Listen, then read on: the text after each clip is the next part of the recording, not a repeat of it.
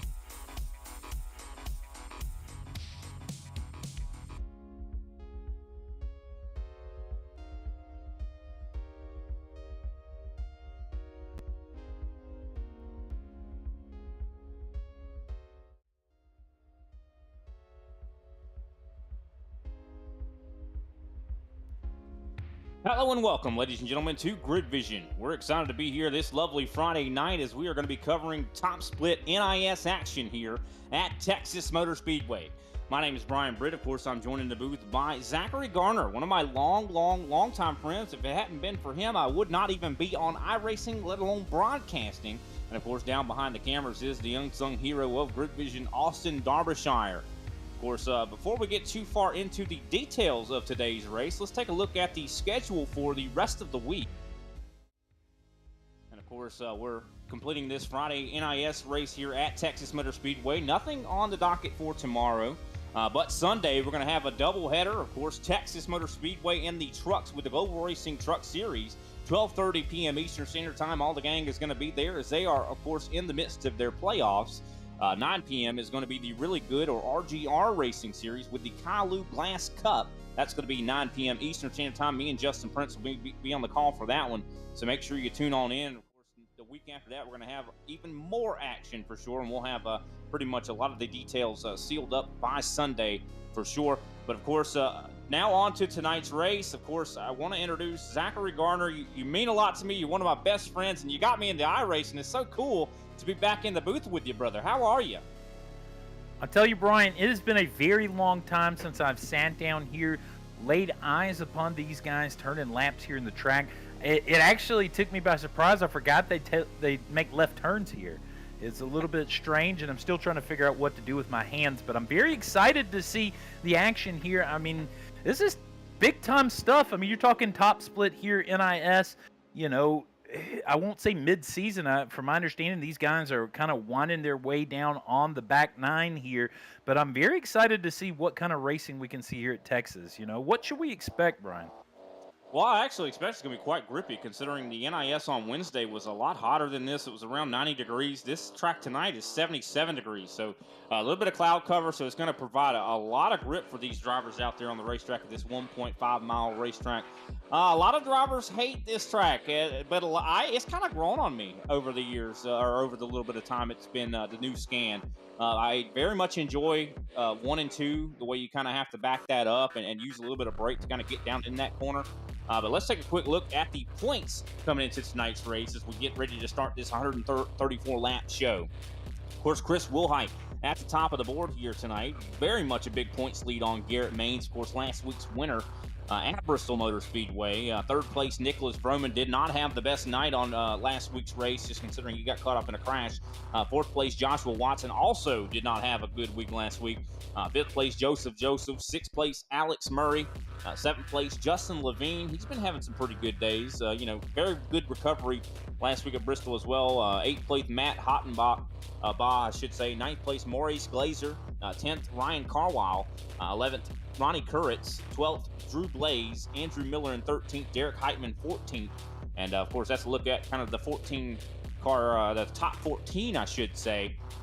But definitely excited to see who's going to be the one that comes up here and rings that bell here tonight. Of course, Maines won last week. The week after that, it was, of course, Sean Conklin, who was coming off of a double win. So could we see a new face up in victory lane tonight? It's definitely going to be curious to see how that kind of plays out. Of course, qualifying almost over here, and we'll be getting the starting grid here momentarily. And it looks like I do believe we have the starting grid here all lined up. We got a new face up at the top of the board. Daniel Nanny going to be qualified on the pole here. Very fast lap time from him, a 28.9. That is quite fast. That's alien status right there. Sean Conklin, of course, starts in second place. Raul Sarivai, I do believe. I probably mispronounced that, but Brandon Bikey in fourth place. Jacob Snyder fifth. Paul Bergoli in sixth. James Houghton, I should say, in seventh place. Brad Wright, eighth. Garrett Maines, last week's winner, in ninth. And Luis Amaso in 10th. That's going to lead us on to Philip Henry in 11th, Richard Garcia 12th, Brian Young in 13th, Michelle Banniston in 14th, David Grantham in 15th, Junior Borbarema in 16th, Michael McLean in 17th, Joshua Watson 18th, Miller Bonds 19th, and Justin Belmont in 20th. 21st, Jason Wallet. 22nd, Corey Hines. 23rd, Cody Richardson. 24th, Jeff Shutt. 25th, Alan Pajari. 26th, Jacob Klein. 27th, Jose Acosta. 28th, Benjamin Forrester. 29th, Brandon Schmidt. And 30th, Robert Miller. Of course, rounding out this 34-car field is, I do believe, Radecki Gregors. I am probably butchering some of these names. 32nd, of course, Ronnie Kuritz. 33rd, Drew Blaze. 34th, I should say, Hunter Wolford. And I do apologize. Hopefully I don't get any angry emails about butchering some of these names. I'm just a guy from South Carolina, as it looks like we're getting everybody all gridded up here and ready to get going. Of course, this is going to be a track where long run is going to be, I think, the priority here.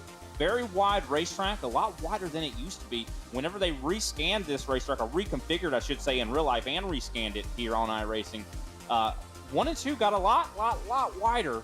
And you're going to have to use a little bit of brake getting down into there. Of course, you're going to see a lot of drivers maybe overdriving this racetrack. Very easy to do, just considering, you have that opportunity. You could drive it in really hard in 1 and 2 and in 3 and 4 for that matter as well and burn the tires off of it. So a lot of drivers are going to have the, I think, potential to drive it faster than they probably should.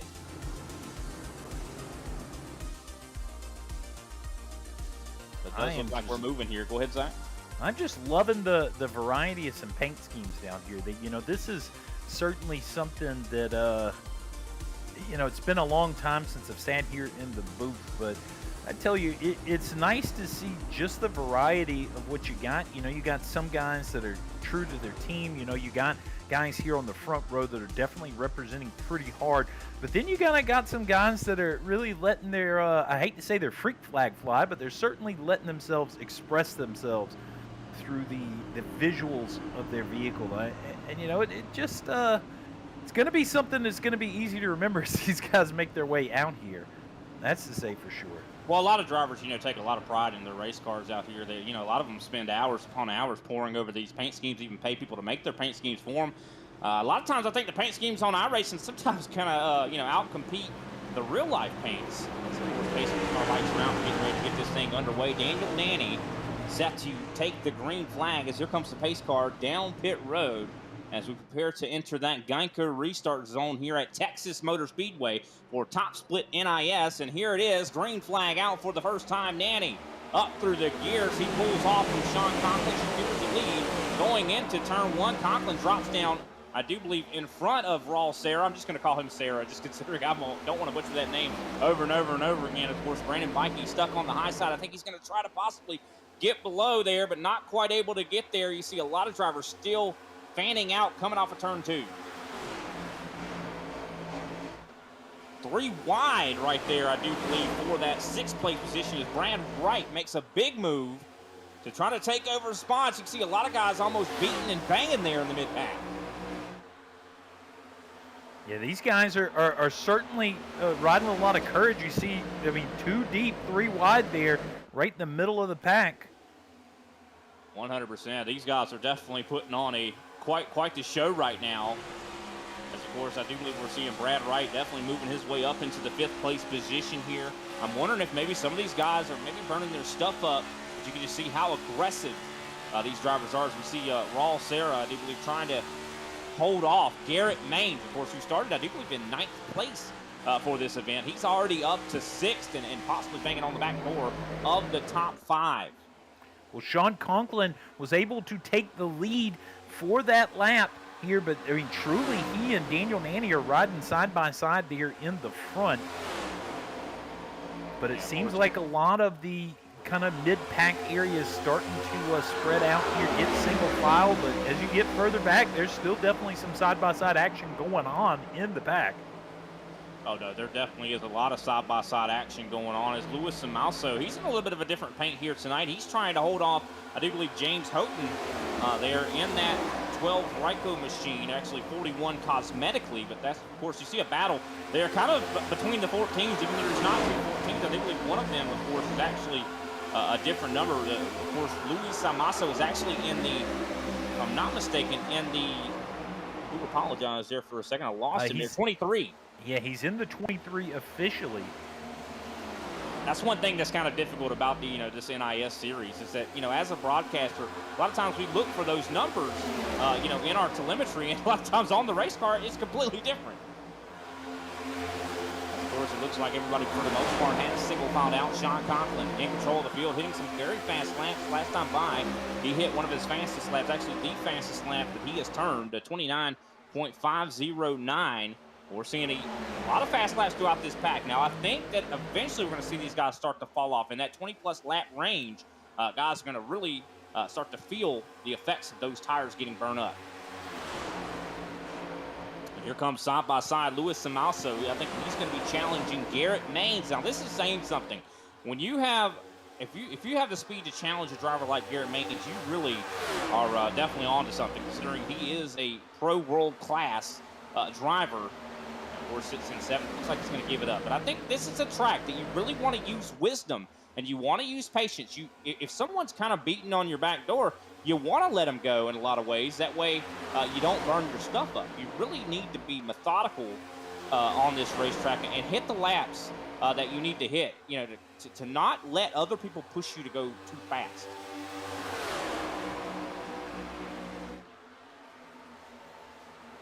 Of course, Sean Conklin still out front. He's got about a tenth of a second gap on teammate Daniel Nanny. Nanny closes in just a hair.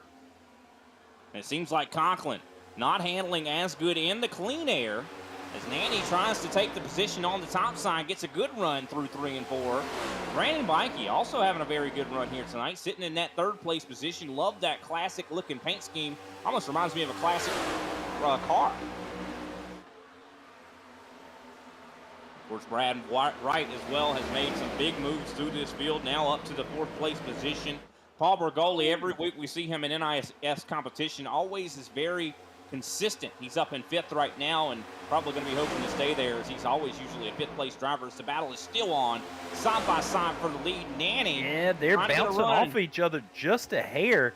But I can tell you, these guys have a lot of experience with each other. You very, very rarely can find guys that can make contact, you know, ever so slightly and not have that turn into a fiasco. Yeah, it definitely could end up still turning into a fiasco, though, because this has brought drivers into the fray as well. I mean, you can see how close 3rd place and 4th place are right there. They are double foul as well, as Brandon Bikey and Brad Wright try to fight. And it looks like Wright, I think, might have the preferred groove here.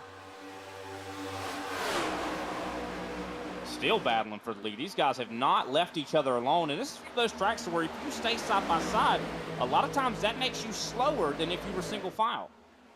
Now, what is this going to do to their tires, spending this much time kind of battling side by side, really putting the emphasis to try and maximize the grip they're getting out of this equipment? I mean, is this going to affect them long term? Are we going to see some of these guys that are, you know, the Paul Bergolis of the world that aren't necessarily getting into the fray here? Are they going to be able to capitalize here, like you said, 20 laps down the road? It could very well, well be the case. I mean, they're still battling side by side for the lead, and the person that's up on top, I do believe, is the one that's burning their tires up the most. That being Daniel Nanny right now, especially through 3 and 4. There's a bump in the center of this racetrack in 3 and 4 that can kind of cause you to break loose, and that's going to cause his tires to scrub a little bit of the rubber off of them.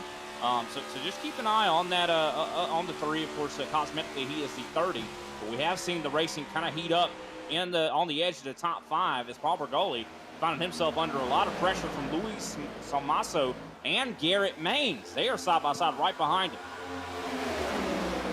Well, we talked about Bergoli staying out of the fray. He is getting down low here, starting to work on Brad Wright to try and get that 4th position.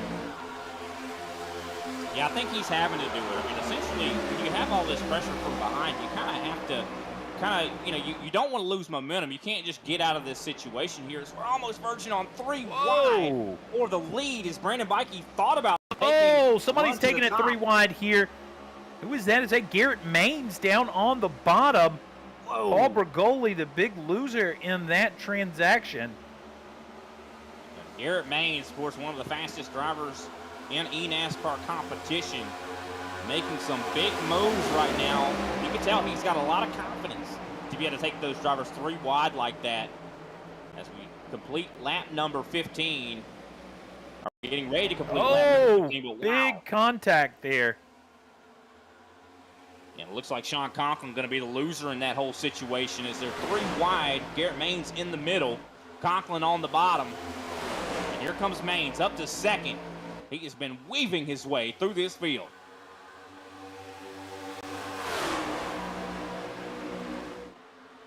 And of course, also Luis Samasso definitely looking really good as well, as we see Paul Bergoli fighting with Brandon Bikey for that 5th place position. Daniel Nanny, oh, big hit on the wall there from Bikey. With a new damage model that was released recently, what is that going to do to his speed? I don't think he hurt the car very much. As you can see, he is already losing spots here.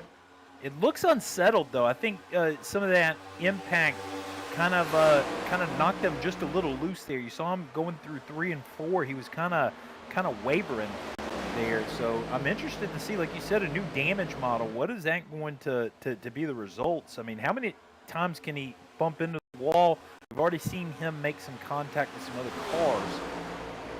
And already there it is. Look, Conklin not giving up. Nothing can hold this 2-car back, as of course he's now up to that 2nd place position, battling with the veteran Garrett Maines. Of course, Conklin, 15 years old, but Garrett Maines not going to be denied as well as he goes to the bottom here. This is a battle between teammates, as Conklin, I think he's going to get the short end of the stick there. Maines able to get the run off of turn 2, still side by side into 3 and 4. This has brought Brad Wright into the situation. Paul Bergoli goes high in 3 and 4. I think he's going to give the position up. Oh, yellow flag is out on the Speedway. Oh, we've got a caution. I'm thinking it's Justin Belmonte. I think you might be right. Justin Belmonte, heavy right front damage here into 25. Of course, 6 cosmetically. Love that paint scheme. Very beautiful paint scheme. Let's take a look back. Not as beautiful as it was, but let's take a look and see exactly what happened here. And you see it was a 3-wide scenario, and just got really loose. Some other drivers involved in this as well. Thinking that's Brandon Schmidt. Yeah, that indeed is Brandon Schmidt, the 27, cosmetically 8 on the leaderboard.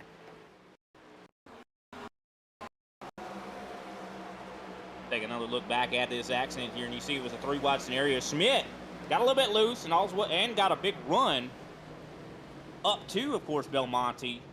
Or should I say the Belmonte got a little bit loose up and got a big run up to, of course, Schmidt there. And unfortunately, the results damage early here in the first 20 laps of this race. With that, I think now is a really good time to go ahead and take a quick step away, pay some attention to our sponsor. We'll be right back with more NIS action here on GridVision.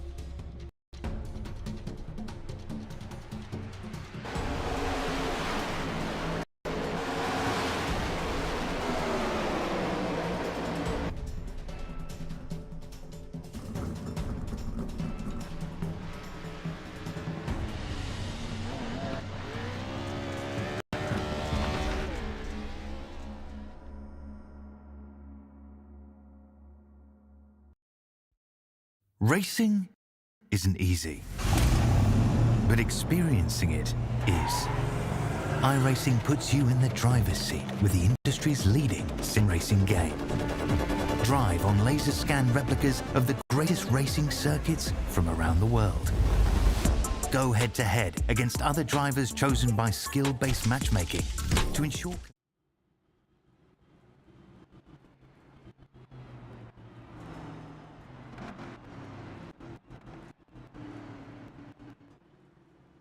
Welcome back, ladies and gentlemen. Unfortunately, we're having some technical difficulties with our iRacing here. So, unfortunately, we're going to have to take a quick step away again here. Of course, the stream will continue. We'll go black, though, for a little bit here. Of course, we're going to try to figure this out, and we'll be back and try to finish out the coverage here of NIS.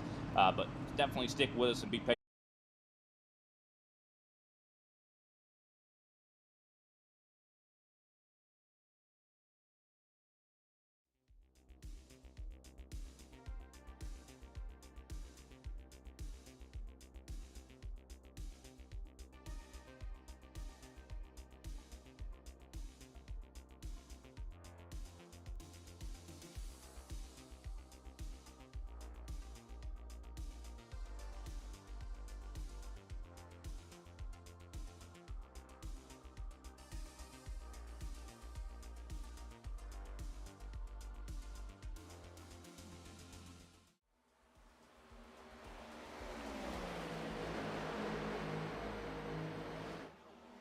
Welcome back, ladies and gentlemen, to GridVision's coverage of Top Split NIS here at Texas Motor Speedway.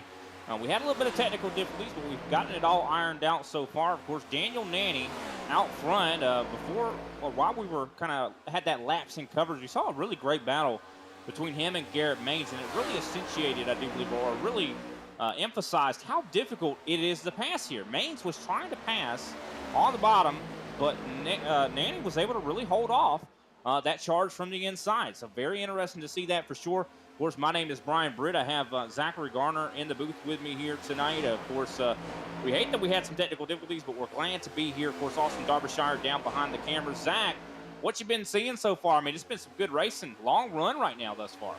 You took the words right out of my mouth. I mean, we're now to a point where kind of where we were getting before that caution came out. It's as if you know, the field has been reset. These guys got to pit stop, but we're back to that kind of 20 laps in. You're starting to see these gaps really open up in the field. I mean, 1st through 8 all separated, you know, within a second of one another, but really much less than that. It's only the leader that's got over a half a second lead away, but then the 2nd through 8th all there together. But they're in 9th, 1.6 seconds back. So we're starting to see these packs start to break up, really getting to that point that you were talking about as these guys spreading out as the tires wear out and kind of forced to run single file, though we do technically see Brandon Bikey down here on the low end working on Brad Wright. And of course that is for the 5th position. You see Brad Wright getting a little bit loose off of turn number 4. And we're about 25 laps into this stint right now. We're on lap 45 I should say, of the race. Of course, I should mention, we never did talk about really the fuel window. Fuel window about 62 to 64 laps on a tank of gas. Of course, these guys have 5 sets of tires down in the pits. We've already used 1, so still a lot of tires left to play around with as we see a big battle for 2nd place right now. Sean Conklin versus Garrett Maines. Maines, I think, when he was battling for Nanny, when we were kind of had that lapse in coverage, he, I think, burned his stuff up. So Maines is kind of showing some kinks in his armor. Yeah, he's definitely showing that he's not unbeatable, but I mean, you know, he is the #1 driver in the field, but not by much. I mean, you look at these guys as iRacing, they're right there all neck and neck, all there running there in the top run. Though I will say, you know, Garrett Maines iRacing incomparable to the others, but man, it certainly shows that the talent level is here in this top split tonight. No, 100%. But of course, Garrett Maines is the only driver really in this series right now that does have that pro world class, that black license, if you will, which gives him, I mean, it shows that he was able to make it through Road to Pro, and he made it through Contender. Now, that is something that iRating doesn't show.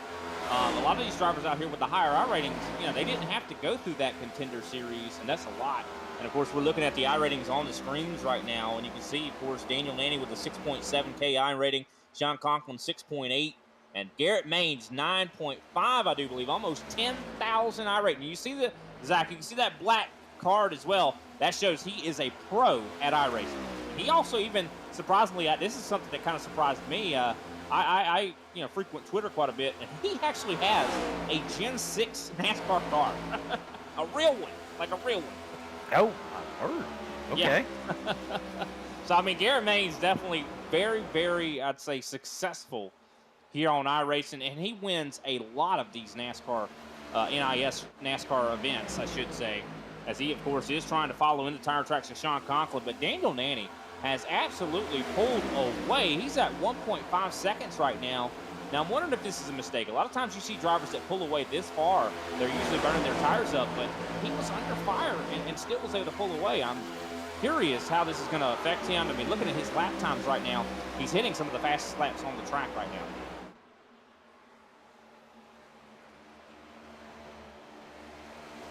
Looking also Paul Bergoli turning some really good laps. One driver I'm really impressed with, though, is that driver in 5th place, the 14, of course, of Raul, I do believe, Sarava.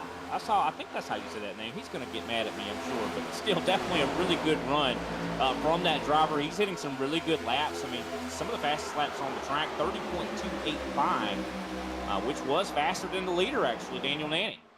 Well, right now I'm watching Joshua Watson working on Brandon Bikey, able to take that position away, and it seems like Robert Miller getting kind of the same idea there. They're fighting for the 9th position. That's mostly where you're seeing the battle, but look at there, Joshua Watson trying to work on Brad Wright as well, trying to make some moves happen here. Pretty much the only action in the field for position, though I do see a little bit back. I believe that is Brian Young battling with the 14th, or at least what appears to be the 14th year of Luis Salmaso. Yeah, for sure. Definitely. And Joshua Watson, you had talked about it earlier. I do believe the gap that had formed between 8th and 9th. Watson was that 9th place car. So I think that he really was doing that on purpose. He was trying to save his equipment, and he's fighting with Brad Wright right now. But Wright is very much struggling with the handling of it. Still, running that top side is just enough to keep him from getting past. But Robert Miller giving a little bit of a bump to the rear end of Watson to try to push him possibly by. You can just tell how difficult it is to pass right now as we're on lap 53. Oh, Brandon Bikey in the backdrop getting loose right in front of Junior Barbarima. Yeah, Brandon Bikey definitely seems like he has got his money worth out of this set of tires. Maybe a little quicker than he would have liked, but he is kind of skating around right now. No, he definitely is. And I think a lot of these drivers are kind of at that point as well. If they drove it really hard in the early goings, they're feeling that right now. As, of course, I do believe Junior Barbarima was able to get by Bikey as well. Philip Henry now going to try to see if he can set his sights on the 18 of Bikey. Well, I tell you, one car's not struggling right now. That is Daniel Nanny. He is on a Sunday drive all on his own, opening it up almost a 2-second gap now over Sean Conklin. Oh! We're watching of course, Brad Wright, very, very loose, gets passed by Robert Miller. Saw the smoke kind of coming off of that car as here comes Watson, tries to get to the rear end of Miller. This is an awesome race we're seeing right now for this 7th place position. And Richard Garcia sliding in there underneath Brad Wright as well. He sees, you know, it's like a shark senses blood in the water. He is seizing on the opportunity here, just awesome hoping flag. that. Yeah, that is Brian Young. Unfortunate for the 20 machine. Brian Young, of course, has had his fair share of trials and tribulations here. And it looks like he's going to have another one here. Oh, this is just a slow accident here. It took a while for this one to, big hit on the rear end there. That's probably what's going to be the damage that ends his race. My word, that was quite a hit to the rear end. Let's take another look back at this. You see Young was getting really loose. Drivers trying to find a way to get around him. And unfortunately, this is just an accident that took forever to unfold. Oh, right there, big hit. I'm wondering who that was that got into Young there. Yeah, I was thinking the same thing. It's kind of hard to really lay it down. I see James Houghton was definitely involved in the early goings, but that blue car is the one that I would have the biggest kind of nerves for. He made some pretty heavy impact there in the midst of all that chaos. Yeah, very heavy impact. Everybody's going to be filing down pit road, probably going to get a fresh set of tires here. Of course, that's going to leave everybody, I do believe, with 3 sets left. Still plenty to make it to the end of the race. A lot of these drivers probably happy to see those sets of tires or to be able to get a fresh set of shoes on these cars. Let's see who's going to win the race off of pit road. And it looks like, I do believe that is going to be Daniel Nanny coming off into lead. Sean Conklin, I think, lost some positions on pit roads. We see almost 3 wide coming off the off pit lane there. Of course, Brian Young getting some extended repairs on that 20 machine, and no wonder, very significant damage to the rear end of that race car.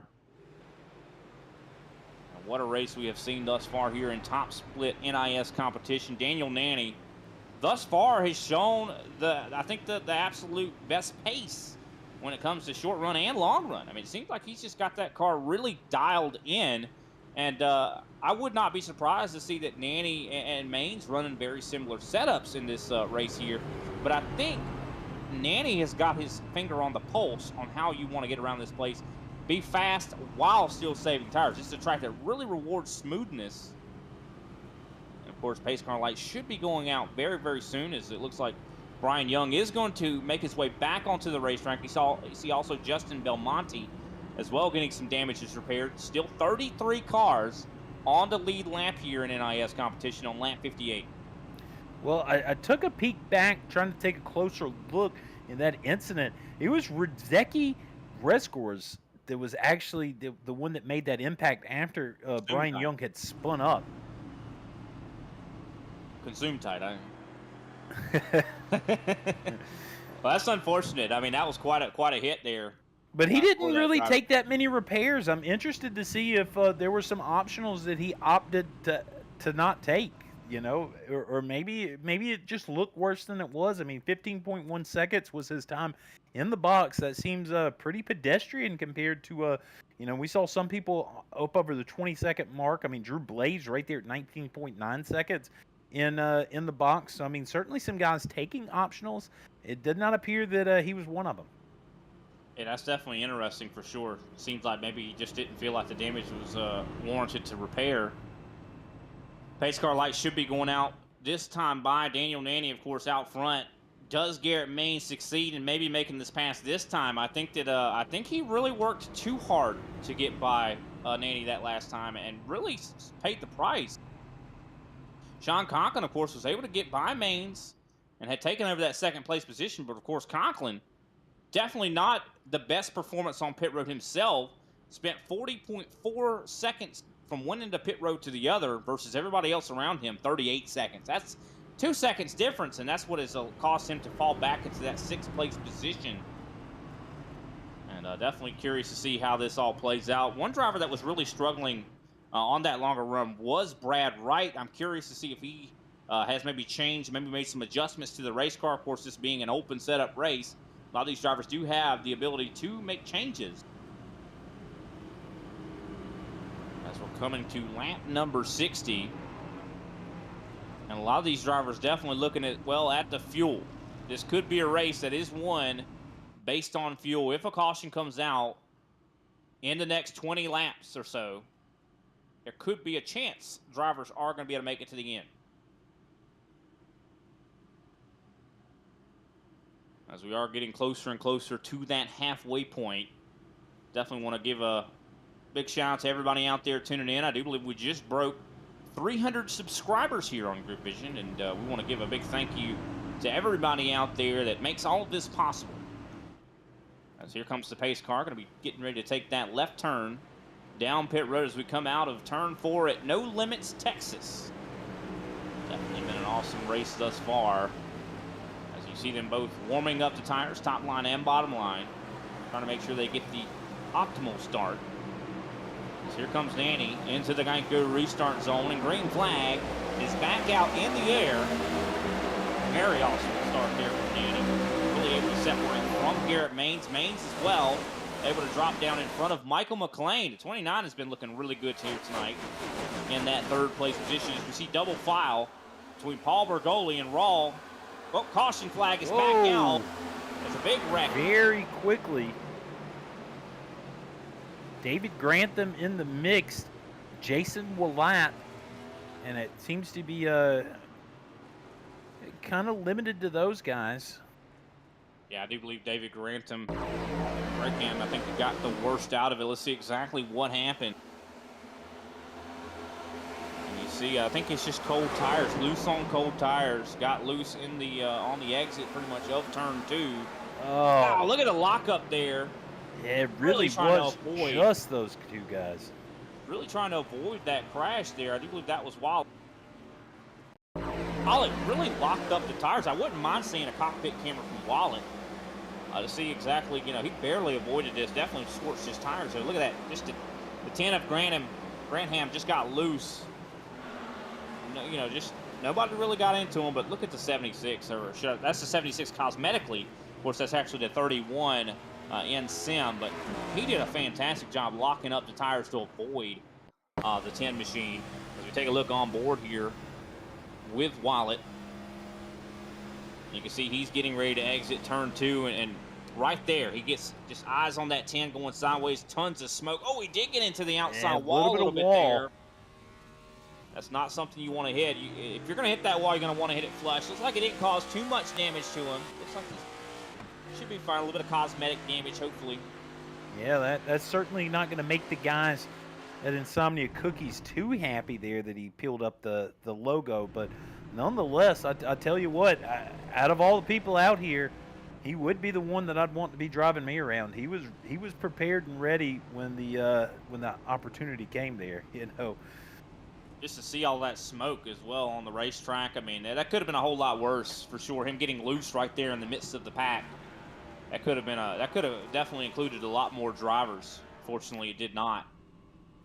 It did, in fact, invoke a lucky dog here, though. Brandon Schmidt getting back onto the lead lap here in the 33rd position.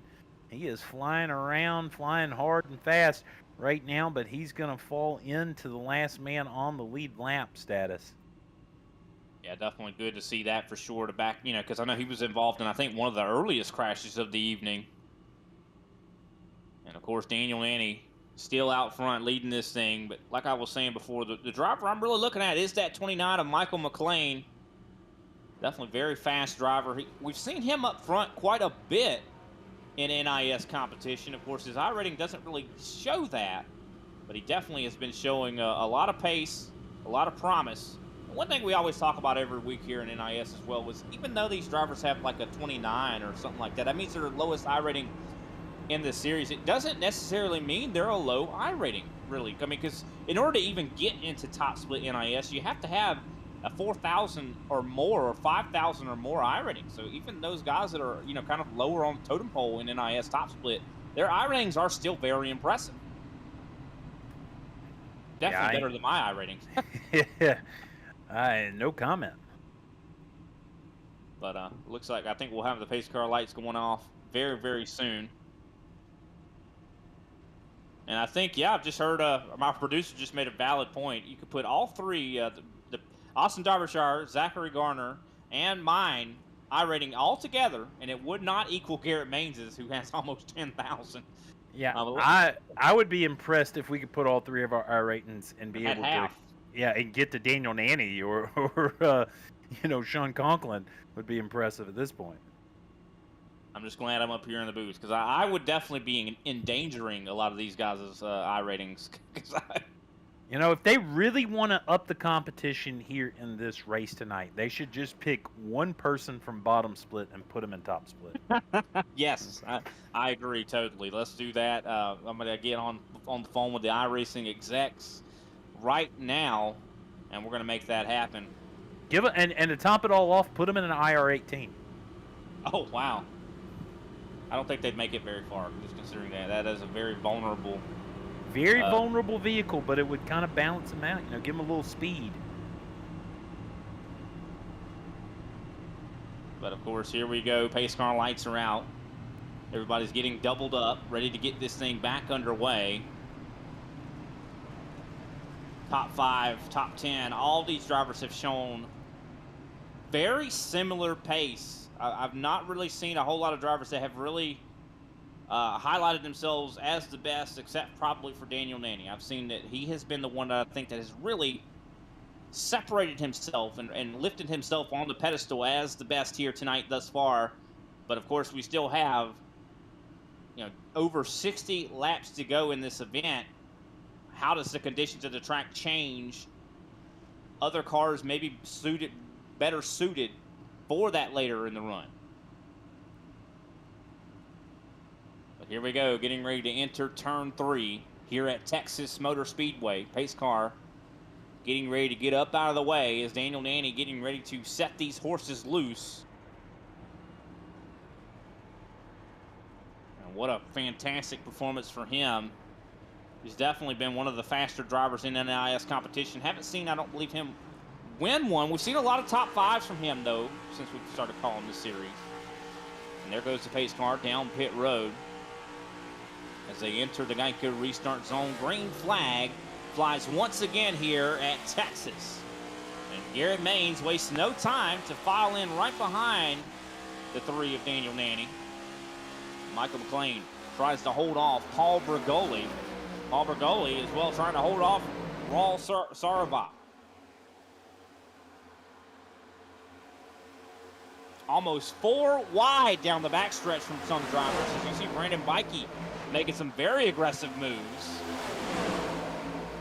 Merging on 3 wide here. And still the battle is on for this 4th place position. Raul making big moves to the bottom, 3 wide, as I do believe, Robert Miller at the absolute top of the track, getting a big run off of 2. Whew. I'll tell you what, that is an aggressive move, but he made it happen all the way up into the 5th position. Looks like Cody Richardson, I do believe, has gone off the track. He is now down below the apron here. It seems like he's having some issues, maybe a black flag coming to pit road possibly here as Daniel Nanny pulls away to half a second on Garrett Maines. Maines, though, under pressure from Michael McLean here. A little bit of contact with the wall there, a little bit further back. Still the battle is on. It's Brad Wright. Wright has got very good short run speed. We saw him later in the run, though, struggle. I think if we gave Brad Wright a 20-lap run to the finish here on fresh tires, he might be one that could win this race with the pace he's showing on the short run. As you see, of course, Paul Bergoli trying to find his nose on the high side of the 11 of Brad Wright.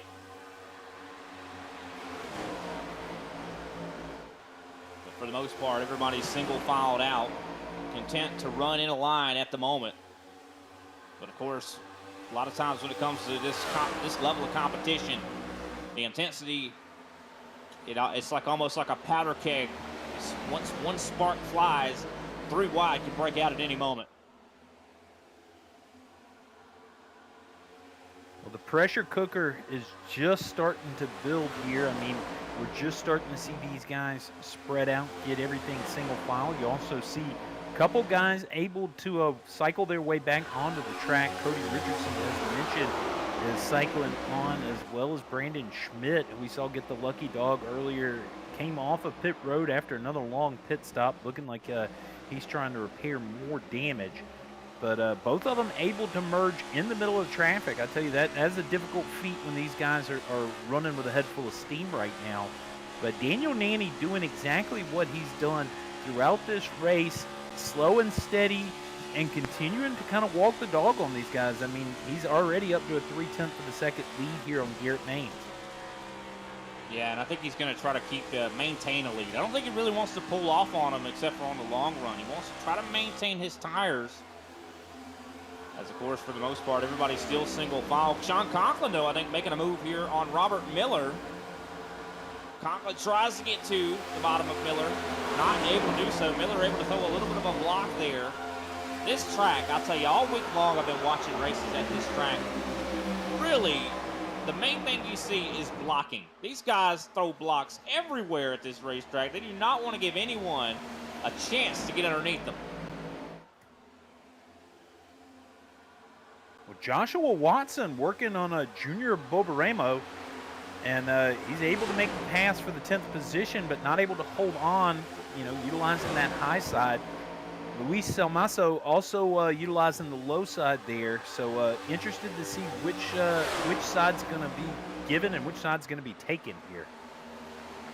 Well, I think the top side, probably at this point in the race, you're able to really get a lot of speed out of that line, but unfortunately, that's going to be the line that burns the equipment up. But it looks like I think Watson's going to get the run into 3. He gets clear of Barbarima, and of course, Luis Salmaso is going to take advantage of it. And he's going to file right behind Joshua Watson, takes over that 11th place position, as well as I do believe James Houghton is making some moves as well. Haven't seen a whole lot of the 12. Of course, 41 cosmetically as he's up into 12th place. He's trying to find his way to the front at the moment. Daniel Nanny still in control, 0.3 on Garrett Maines. Sean Conklin once again trying on Robert Miller. You talk about the high side. Sean Conklin being an expert here on the high side thus far through this race, and finally being able to utilize it not only to hold position, but to be able to take position. Yeah, he is very bold, very confident up there as we get ready to complete lap 75. Still side by side is the 9 and the 2 here. It looks like Conklin, oh, he's going to get by Robert Miller and then try to get by, I do believe, another driver. Of course, that being Raul Sarava. Looks like he's going to, get a 2-for-1 special here. And he's going to drive his way up to Michael McLean. Conklin is he's the picture of potential. This driver, I think, has the potential to possibly go pro. 15 years old and shows this much pace. I mean, he's able to hold, to not buckle under the pressure of being in such a competitive field. I mean, he is certainly chewing up track right now. We see him utilizing the low side, utilizing the high side. That boy's ambidextrous. He very much is, and he's good at saving his equipment too. Very smooth. We can ride on board here with the 2 of Sean Conklin. That'd be great. Let's take a lap on board with that driver, the 54 cosmetically. I think maybe even see if anybody's shifting in 1 and 2. That's been kind of a question I've had.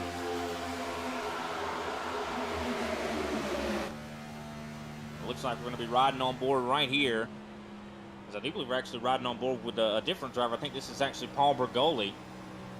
And it looks like he is staying in the 5th gear, not really shifting. It's definitely a good view. There we go. There's Sean Conklin. And you can just look. I want to see his inputs here. Look at how smooth this driver is on this wheel. Goes right down to that white line. He's turning to the right to really countersteer this race car. Very on edge, you can tell, as he comes into 1. This is going to be key. See, does he shift here when his RPMs go low? No, looks like he stays in that 5th gear. Now, a lot of drivers, you are capable of shifting down to 4th in 1 and 2. But a lot of drivers don't recommend it because it actually burns equipment up. It burns your tires up, considering you have a little bit more bite on the tire, and that can shred them a little bit more. As we're looking on board with Garrett Maines, and see he's smooth as well. A lot of these drivers that are in this series, all smooth. As we see Conklin now trying to get underneath McLean. He's not able to do so. McLean is just struggling right now. Here comes Conklin to the inside out of 2.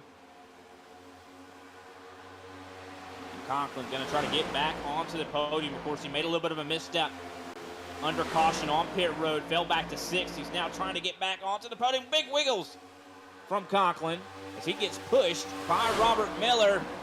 Takes a little bit of almost of a foray into the grass there, Zach. And Robert Miller has kind of been flirting with taking this thing 3 wide a few times, knowing that there's not the real estate there yet. But after that kind of push that he gave him, there was a little bit of space. I thought Miller maybe thought about it, but at the same time, like you said, it seems like McLean is having a tough time here. I think Miller thinks that he can take him without, the risk of a 3 wide run. Yeah, I think this race right here is definitely taking a lot of patience. I think that's going to be the key here. As Miller, of course, still trying to make that pass on McLean to see if he can work up to 4th place. And because of all this battling, this has brought Raul, I can't even say his name.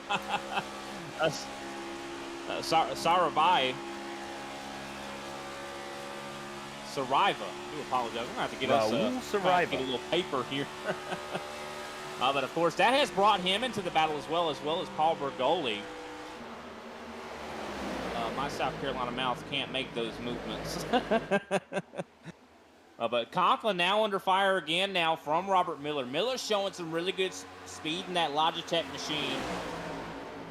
He's got VRS on the hood. Anytime you see a Logitech machine in one of these races, you know they're going to have a lot of speed. Oh, he's making the move here on Conklin.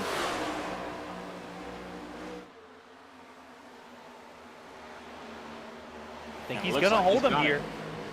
Yeah, I think he's got the move completed there. Now up to that 3rd place position.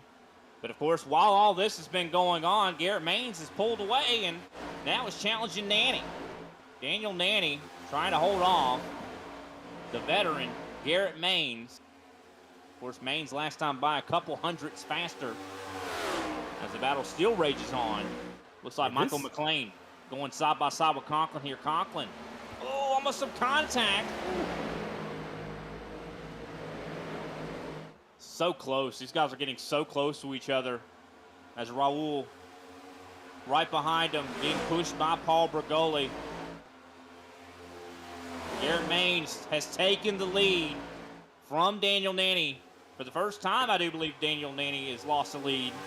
First time since early in the race when we saw him and Sean Conklin battling.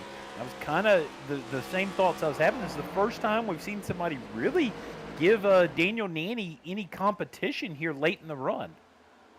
It really is. And of course, now Maines, a lot of times when you give Garrett Maines the lead, you're not going to get it back. It's kind of has been a running theme this season. And of course, it looks like Danny's starting to struggle a little bit. Now, one thing I'm noticing, though, Robert Miller, pace-wise, is faster than everybody in the top 5, top 10 right now.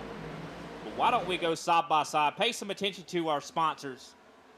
We'll be covering the rest of this NIS race when we come back. Thanks for watching GridVision.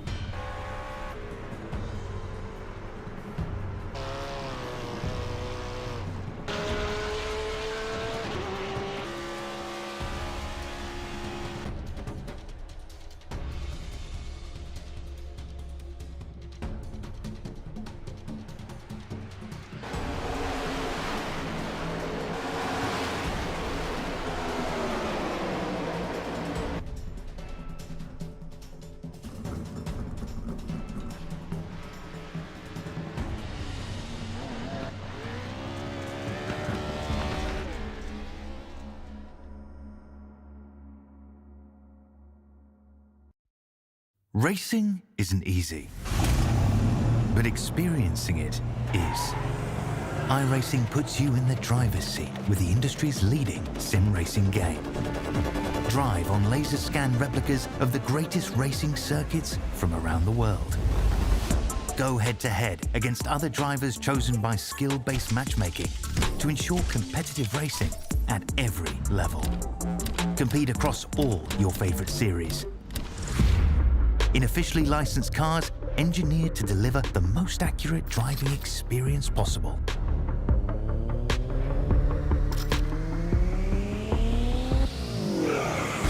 Join a race or host your own with players from across the globe. Race against the computer or in a league with friends. Feel the thrill behind the wheel. Visit iRacing.com.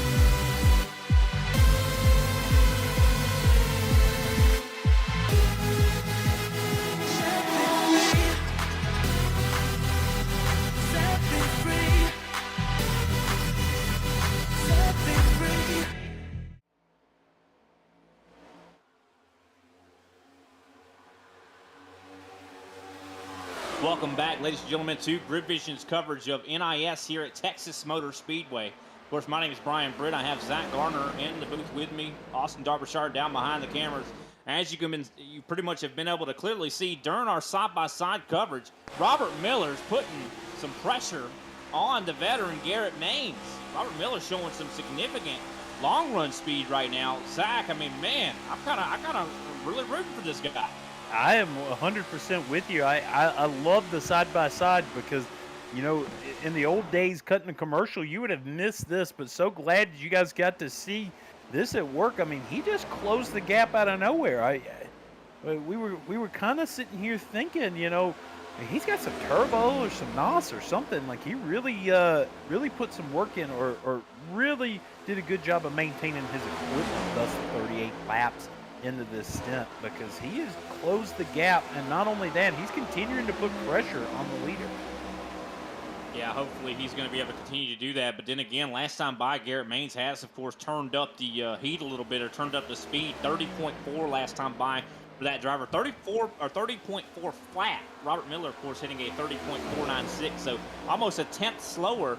So I think maybe he might have overextended and heated up his tires a little bit. Of course, we're almost, I think, just crossing that 40 lap mark in the stint on these tires. These guys do not have enough to make it to the end on fuel, so could we see green flag pit stops very soon? We are, of course, hitting that point of the race where the tires are starting to be very heated up. We're seeing a lot of fall off, over a second at the moment.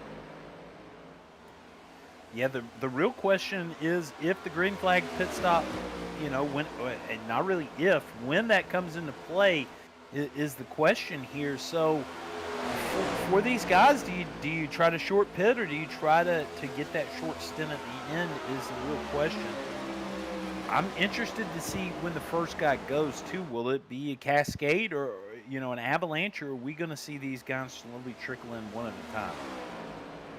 I'm not sure. I mean, I think a lot of these drivers are probably going to go as long as they possibly can. They probably want to run the tank drive, and they want to make sure that a caution doesn't come out. As we see 3 wide further back here, Raul Saraba, of course, is battling at the moment with, I do believe, Richard Garcia and Sean Conklin right around him. This is a big battle right now. Joshua Watson has been showing some significant long-run speed, but he is now being held up in this pack. This is definitely getting very much intense. And now this is why a lot of drivers probably will not do a green flag pit stop, because they think a caution could come out, especially with racing like this happening on the racetrack. As it looks like Saraba, I think, almost threw a block on Watson, but Watson, of course, able to have the momentum to get underneath him. Yeah, these guys were certainly making it difficult. I mean, we saw them get 3 wide there, as well as, I mean, they were running pretty deep 2 wide. I mean, you talk about a log jam. That's kind of what's going on here in this second pack, you know. And really, it was a pack in the front. Daniel Nanny starting to fall off the pace of the other two. Robert Miller and Garrett Maines running away. Yeah, that's definitely exactly what's happening right now. I saw Jacob Snyder, of course, with a little bit of a sidewaysness there. A lot of drivers are really starting to struggle right now. Oh, Michael McLean into the wall hard. He's going to take a little bit of a trip to the grass. Wow, another hit on the wall, and I think McLean's already kind of gotten into the wall before. You see Conklin now battling with Joshua Watson for the 6th place position. They are battling quite hard right now. Of course, Watson, I think, has the better tires. Conklin last time by hitting a 30.724 versus Watson's 30.512. Now, Joshua Watson had a little bit of a bad day, or night, I should say, last week at Bristol. Really looking to capitalize here tonight. He's showing some significant long-run speed, but we are entering that part of the run where I think a lot of these drivers are going to start to heavily consider green flag stops. Oh, Watson sideways out of turn 2. Gets some contact with his teammate there. A lot of these guys are starting to struggle, so I would not be surprised to see a caution sometimes. Looks like we got a green flag stop. I do believe that is Justin Belmonte. Yeah, Justin Belmonte. A lot of these drivers are starting to struggle. I'm seeing Conklin getting sideways. Drew Blaze coming down pit road. Love that paint scheme. Reminds me of a kind of a late model. Of course, Garrett Maines out front. He's got about a 10th on Robert Miller.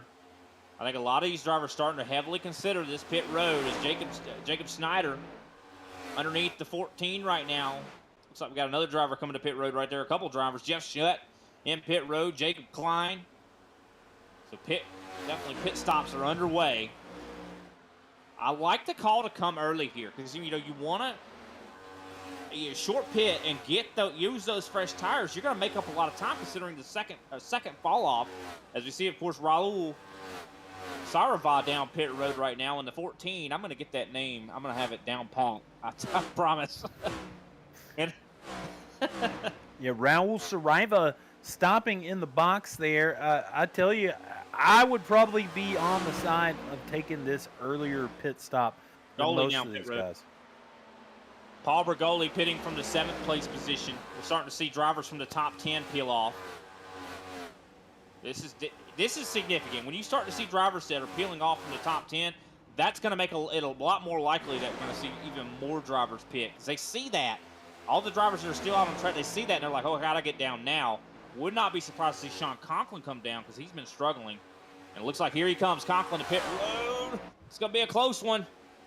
Oh, Conklin barely able to get it woed up. And, of course, Daniel Nanny hitting from the 3rd place position. Michael McLean as well. Miller Bonds.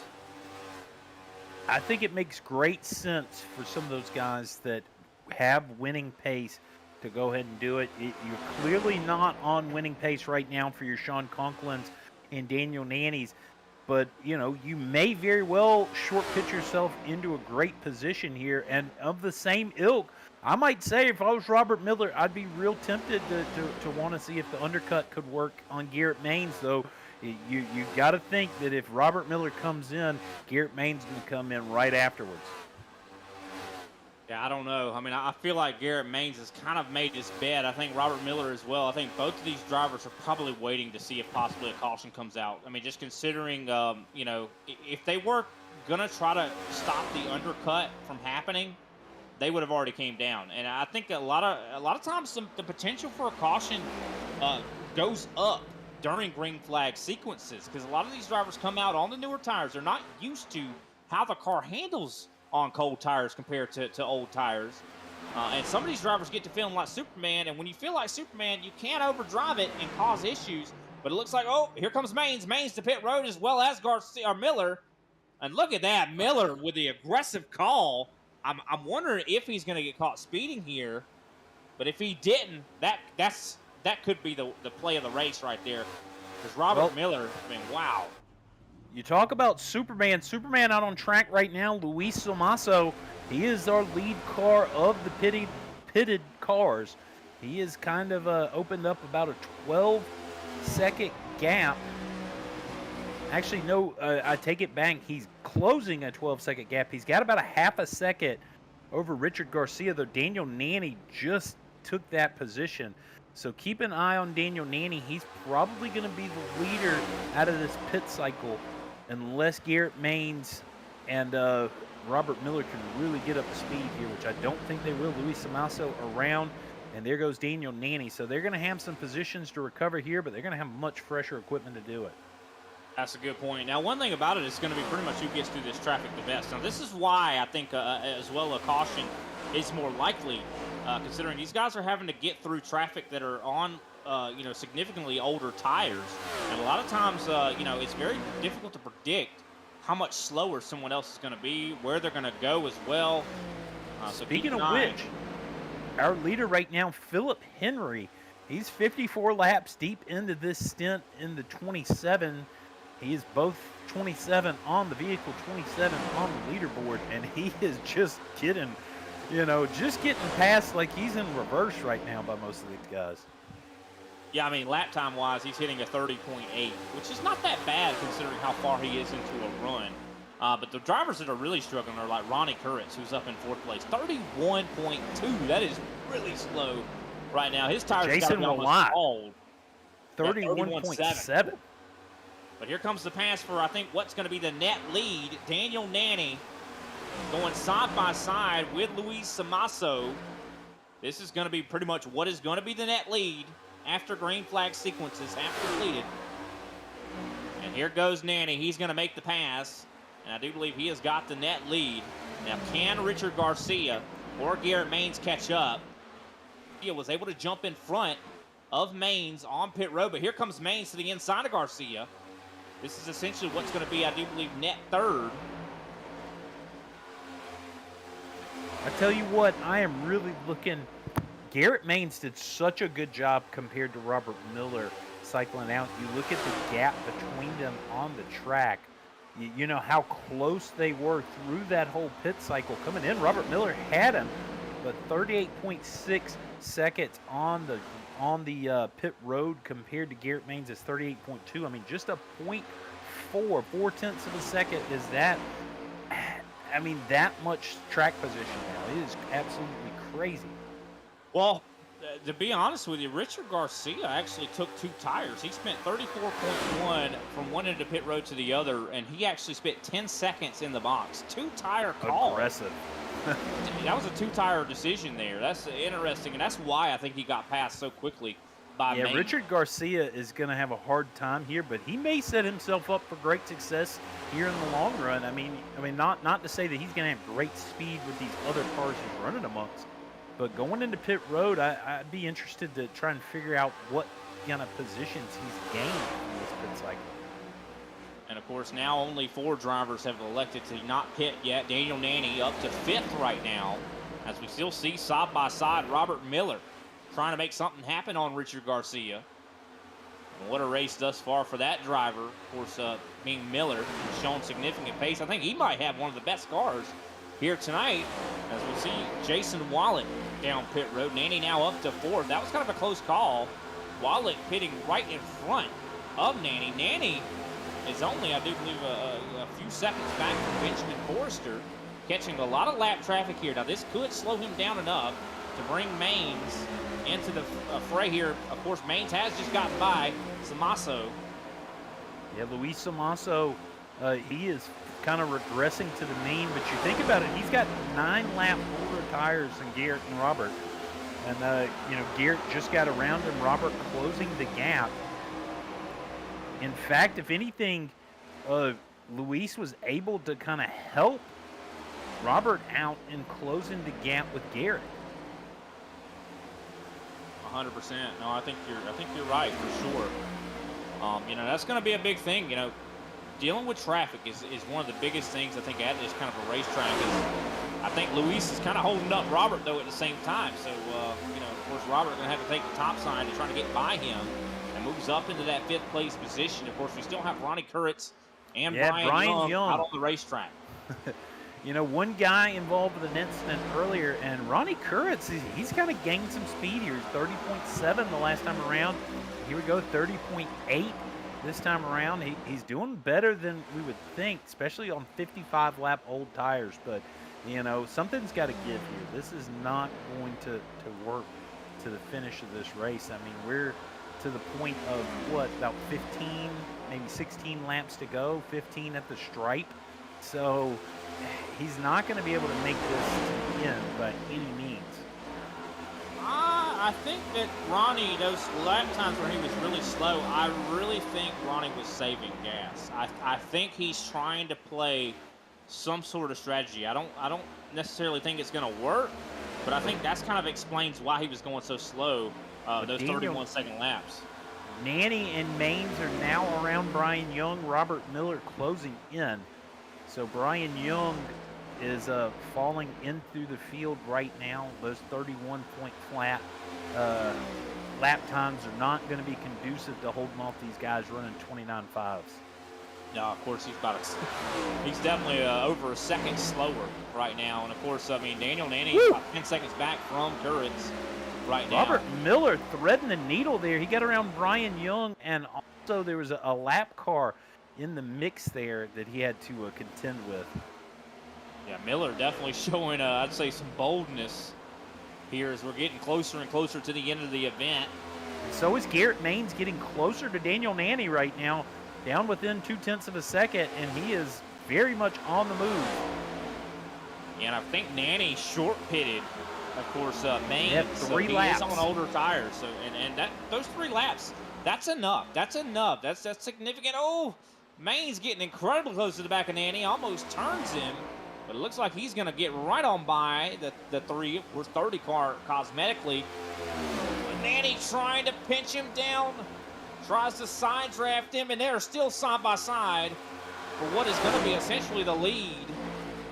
And Robert Miller loves to see it. It's a 1.2-second gap for him to close. It would definitely need them to battle side by side for a few more laps for him to really get the benefit. But look at already 1.2 now to 1.1, gained a 1/10 of a second in the blink of an eye there.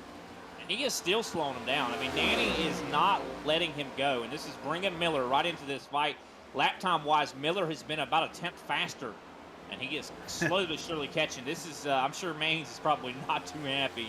And Ronnie Kurtz 6.2 seconds, 6.1, 6.0 seconds. But he is still out on the track right now. He's probably begging for some sort of caution to come out so he can throw a fresh set of tires and have a bunch of track position. We'll see if he's going to be able to make it even on fuel. I think that's going to be the big thing. Can he actually make it? I don't think it's going to, because, I mean, in 10 laps, I mean, these guys are running at least a second faster than him. So 10 laps, that's enough for them to catch him no matter what. I was about to say they're running a second and some on him right now, and it's now 4.5 seconds. As you can tell, Kuritz is definitely trying to save gas. I think that's his whole play right now. And I mean, it's not going to win him the race, but if he is able to make it to the end on fuel, it could at least give him some points. And it would, you know, maybe give him a top 10, possibly. I mean, honestly, I think top 10 is feasible. I mean, you see Richard Garcia to Robert Miller is 2.7 seconds. Jacob Snyder from 7th to Sean Conklin in 6th, 1.1. So, I mean, you're real spread all the way back to 10.7 seconds back. You know, it's iffy, but, you know, some of these guys further back are running well into the 30s. James Outman, 9th to 30.5 last lap. But here comes Robert Miller up to Daniel Nanny. Battle now on for that third place position. Miller now side by side with Nanny. Of course, running that top side. Of course, Nanny's been really good on the higher line. And Miller's going to get the run off of turn 2. Can he get clear? Oh, you can see Nanny trying to side draft him. They're getting incredibly close. This is when that point of the race, give and take, is out of the window. But it looks like Miller does successfully make the pass, and now is up to third. What essentially I think is going to be the net second place position. Yeah, 1 second the gap between he and Garrett Maines. It's going to be difficult for him to close that given the time, but I mean, he's already chipped away down to 9.3.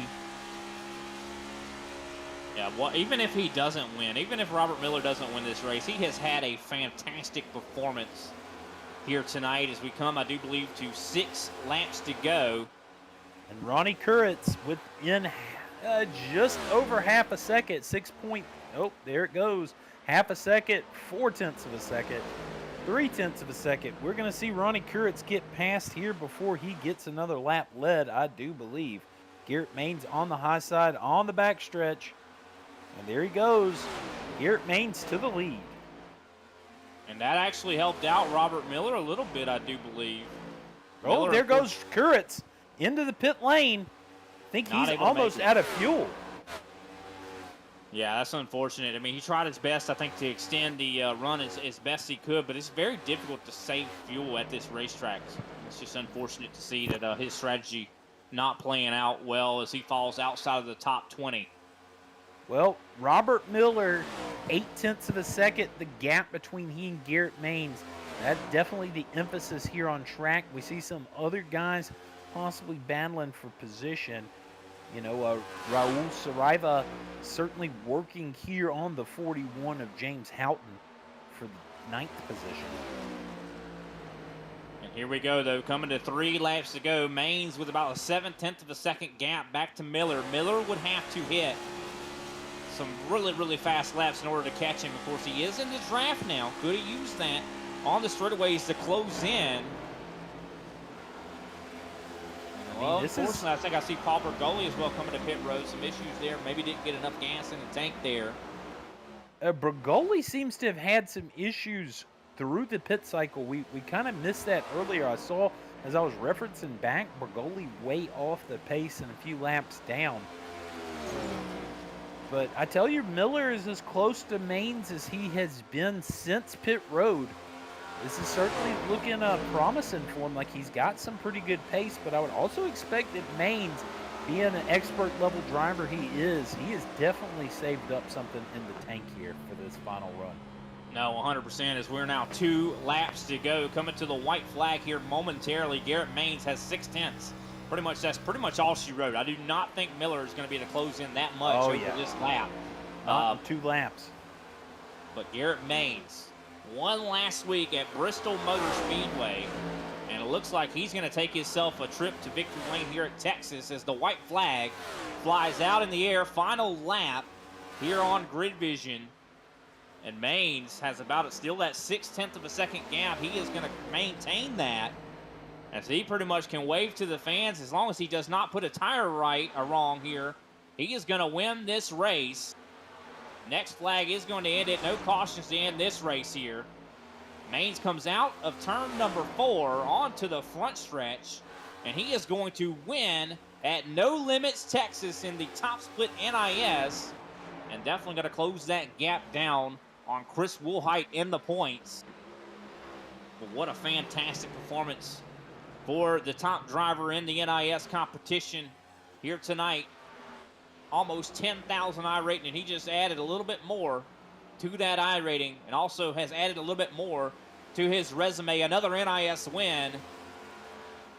Robert Miller, though, earning a lot of respect. What a heck of a drive for Robert Miller tonight. I mean, certainly not a guy that we spent a lot of time talking early on, but showed the pace in the end. But how about Daniel Nanny, too? I mean, he deserves a lot of credit. I mean, if we were racing, stage racing, style racing, he'd have won stage 1 and 2. We wouldn't even thought about a second thought about thinking that he took the victory. And unable to close it out in a long run, but man, what an impressive run from him today. Yeah, 100%. And look at that. Garrett Maines, of course, doing some big burnouts out there on the racetrack. But I think that brings us to, of course, the final running order here of tonight's race. And of course, Garrett Maines, your winner here after 134 laps here at Texas Motor Speedway.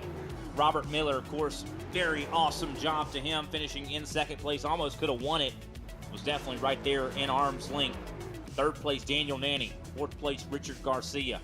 Fifth place, Sean Conklin. Sixth place, Jacob Snyder. Seventh place, Joshua Watson.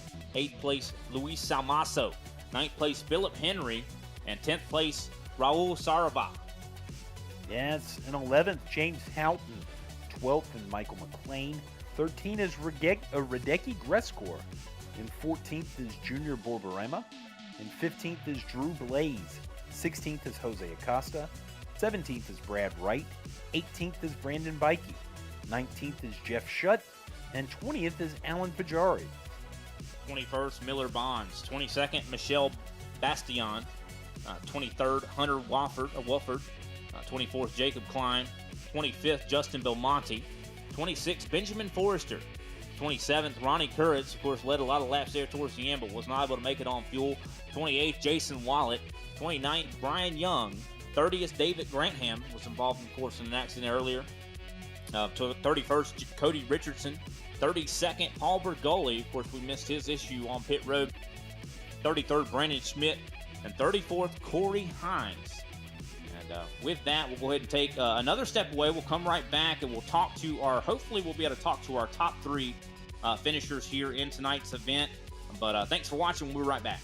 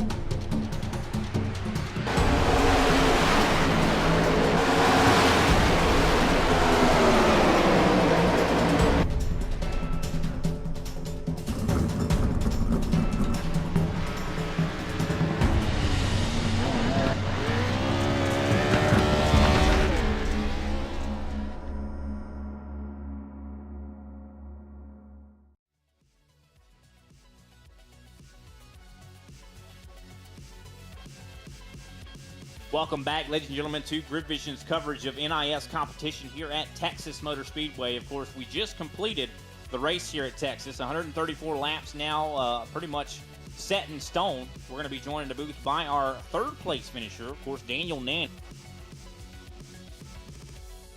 All right, we got him here in the booth. Daniel, definitely a great run to you. I mean, it looked like earlier in the first half of this race, you had the car to beat. What changed? You know, was it maybe did you burn your equipment up? Walk us through why you don't think you won this race? Because it seemed like you had the pace. Well, I guess I can say that I burned up my right rear on the first run before pit stop. And then on that second run, coming to the white flag, the adjustment just made it too tight for me and I wasn't able to keep up with Garrett and Robbie. So, yeah, I guess you can say I just burned up my equipment there. Now, why did you make the change to the race car? Because it seemed like you had the perfect car early in the run. I mean, you were able to hold off Garrett Maines. You pulled away to about a 1.5-second gap until the caution flag came out. Like, what was going through your mind that made you want to make that adjustment? Short fueling, I didn't fill up the car all the way, so we had this other thing going on where we short fuel and make the adjustment, but unfortunately it didn't really work out in my favor. I got you. So definitely just try to account for the less gas in the tank. I got you for sure. But still a really good point stay for you. You've gotten a lot of top, 5 finishes in NIS, but haven't really gotten yourself up to victory lane a whole lot. I mean, how does this? Do you push yourself harder to try to get into victory lane? Because of all these top threes. Well, I guess you can say that. Yeah, I do put a lot of pressure on myself to try to beat Garrett because beating the Coke Series driver would be the ultimate goal, But yeah, I do put a lot of pressure on myself, knowing that there's broadcast showcasing, and I try to put on the best show possible for all the people watching. Well, you definitely did that. That's for sure. Because you were racing Garrett pretty hard there towards the end. There, trying to make sure he couldn't get by you, and you were very successful in doing that for sure. Especially that high line. Now, it seemed like that high line was very fast. I mean, was that something that you had practiced before this race? Not really, no. But I guess it just comes down to time being on track. Once you figure out the track, you can figure out how to use that high line. Eventually, when the tires wear down a little bit. But yeah, that top lane really isn't good for the long run. We're putting up that right there. It didn't seem like it was as good on the long run, but you still made it work a lot better than anybody else. Of course, next week Talladega is on the docket. Now that one's pretty much just a race about luck. How are you feeling about Dega? Are you a good plate racer? Well, I did have a lot of success in the college series at Daytona, so I hope that it will transfer over to the A car at Talladega. But yeah, it just comes down to luck. And if you can survive, you're most likely going to finish in the top 5. Well, we definitely are going to be rooting for you, Daniel. Definitely fantastic performance. We've been watching you find a lot of success here in this series. Who can we give a shout out to after your third place finish here tonight? Well, I got to give a shout out to Garrett, for winning. He's a very good racer, and I'm glad to be on the same team as him and racing the same set. And Ken built a rocket setup this week, and I wasn't feeling really good with the set. But eventually I figured out, so thank you, Ken, for building this set every single week for us. And yeah, everybody who chooses a driver, that seems to be the way to go. All right, well, definitely thanks for your time, Daniel, and look forward to speaking with you again. Glad we were able to get you up here in the booth tonight. And you have a great night, brother. Yeah, you too. All righty, that was Daniel Nanny, driver of the 3-car, or 30 cosmetically here tonight. Definitely a great job to him. It looks like we're not going to be able to talk to Robert Miller. I wish we could have, but it looks like we're going to get to talk to Garrett Maines. Now, Zach, you're going to get the pleasure of interviewing our winner here tonight. You got the floor. I'll tell you what, it's been a long time, but Garrett, what an impressive way to close this race out. Was there any doubt kind of early on in the race? I wouldn't say you were buried in the field, but certainly not up amongst the front runners there at the early stages. Well, based on my typical qualifying habits, I wasn't really concerned at all early on. I mean, we were just kind of riding back there, and towards the end of that first stint, around like lap 15, we just started slicing them up and getting towards the front. The deal was, though, on that next run, Nanny was on his A game. I mean, I couldn't really touch him. And Sean was packing air on me the entire run. Sean got by me, and both of us kind of stalled. Like, I was faster than him probably 25 laps into that run.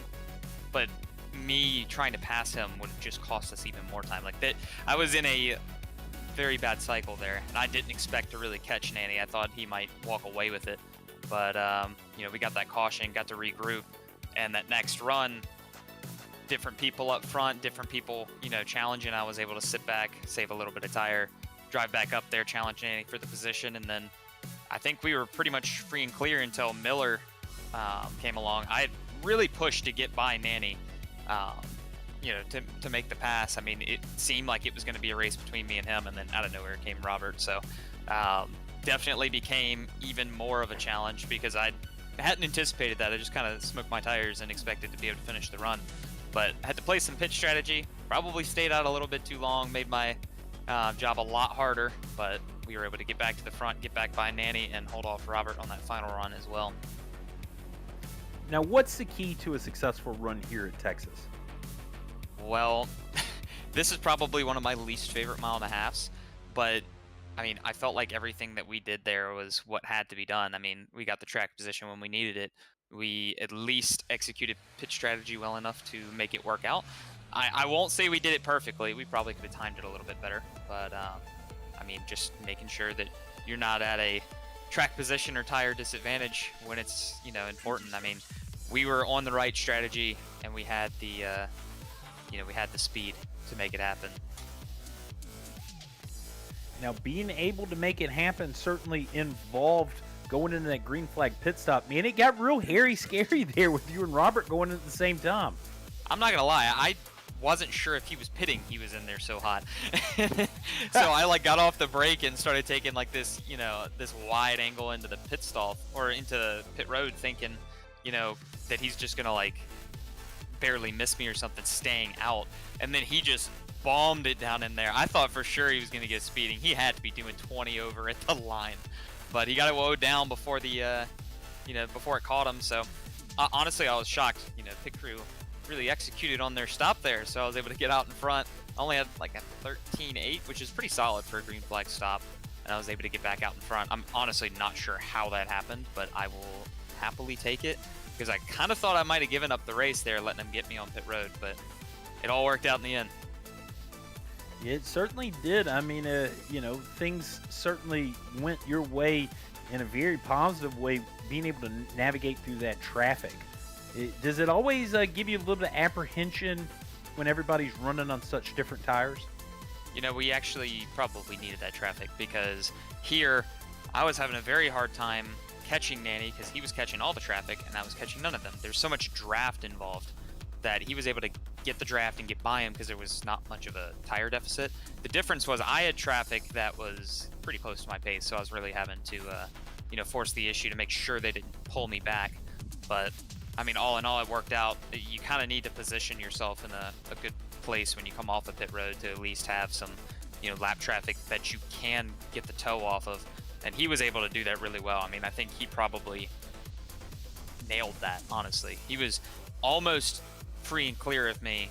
And had he been like a tenth or two farther ahead, I don't think I would have got to him without the lap traffic. Like, he was almost at breakaway length. So definitely too close for comfort there, but, you know, it worked out.